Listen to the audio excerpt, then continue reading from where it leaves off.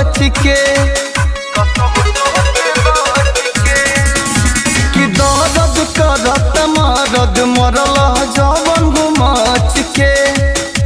अरतिया भागल बनी कसहु तो से बच के गलती तने कैले पानी आटा के जगह में दाधरी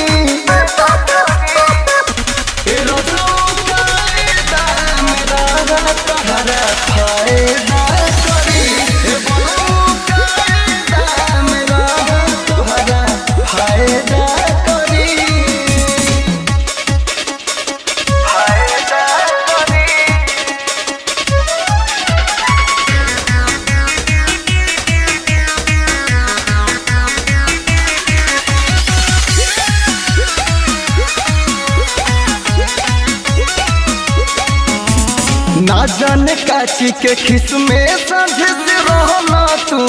मातल हो गरम तवा पड़ गोड़ावा जरल महंग पड़ल तहर डाटल हो ना जाने काची के खिस में साझे से रहना तू मातल हो गरम तवा पड़ गोड़ावा जरल महंग पड़ल तहर डाटल हो ना जाने काची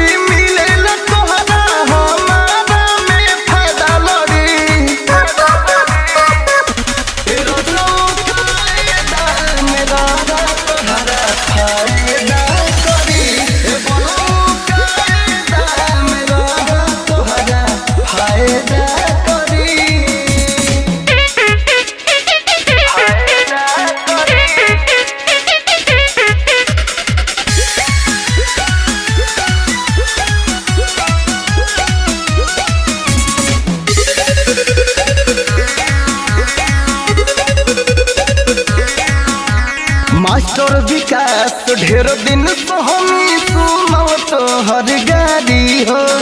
अखिलेश बीरबल के संगे रही भूलैला दुनियादारी हो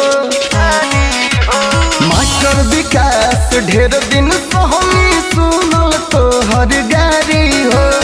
अखिलेश बीरबल के संगे